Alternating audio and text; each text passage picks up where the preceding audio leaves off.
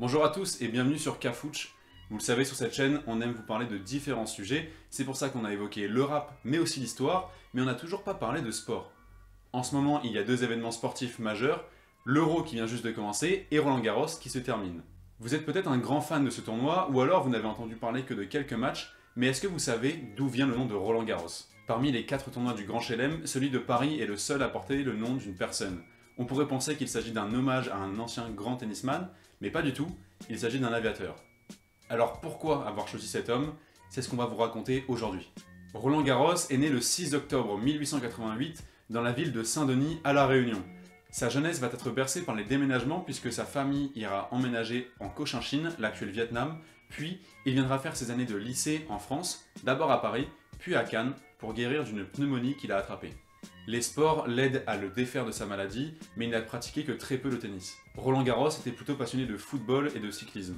Après ses années de lycée, il rentre à HEC, l'école des hautes études commerciales de Paris, où il rencontrera une personne très importante pour la suite, Émile Le Sieur. Après ses études, Roland Garros va travailler dans l'automobile et il ouvrira sa propre concession à Paris.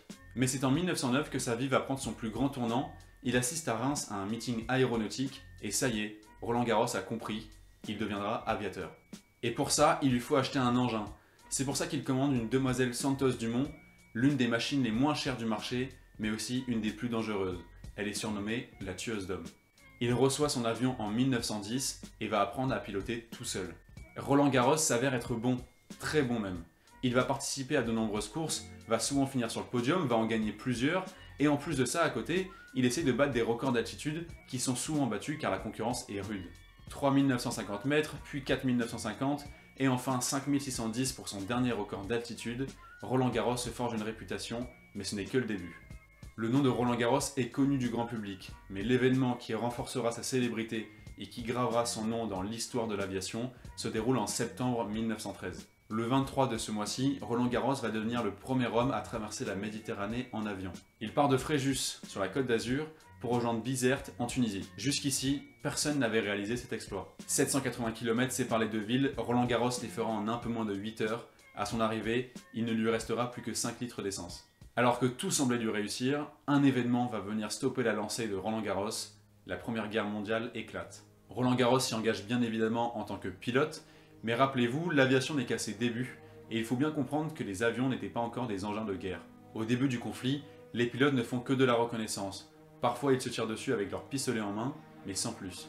Mais avec Raymond Saulnier, ingénieur aéronautique, ils vont être à l'origine de l'aviation de chasse. Une mitrailleuse est installée à bord des avions. Au début, les pales des hélices sont renforcées afin que les balles ne les abîment pas. Puis une autre idée leur vient en tête, c'est de glisser le canon de la mitrailleuse dans l'axe de rotation de l'hélice. Ainsi, les pilotes vont pouvoir tirer sans qu'aucune balle ne touche les hélices. Grâce à son avantage technologique, Roland Garros va pouvoir abattre 3 avions ennemis en très peu de temps. Mais l'histoire serait trop belle s'il n'y avait que des victoires. Le 18 avril 1915, alors qu'il est en mission au-dessus de la Belgique, il subit des tirs de la défense anti-aérienne allemande et est obligé de se poser. Il est capturé et n'a pas le temps de brûler son avion afin d'empêcher que les Allemands ne comprennent leur système de tir. Roland Garros est emprisonné pendant 3 ans. 3 ans durant lesquels il essaiera de s'échapper et il réussira le 15 février 1918. Alors qu'on le supplie de rester à l'arrière, Roland Garros décide de retourner au front, mais en 3 ans de captivité, ses capacités physiques se sont amoindries. Sa vue a baissé et ça lui sera fatal. Roland Garros va mourir en vol le 5 octobre 1918, quelques semaines avant la fin de la guerre. Alors tout ça ne répond pas forcément à la question de pourquoi le tournoi de tennis porte le nom de Roland Garros. Pour comprendre tout ça, il faut aller en 1927. À cette époque, le tennis mondial est dominé par 4 Français, et la finale de la Coupe Davis de 1928 se tiendra en France, dans la capitale.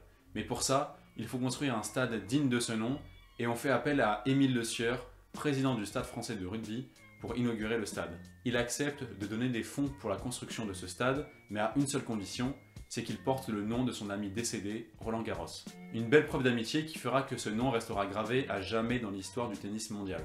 Voilà, vous savez maintenant pourquoi l'un des tournois les plus prestigieux de tennis porte le nom de Roland Garros. On espère que vous avez appris des choses, que la vidéo vous a plu. N'hésitez pas à la partager, à donner votre avis en commentaire, à la liker et abonnez-vous pour ne rien louper de la suite.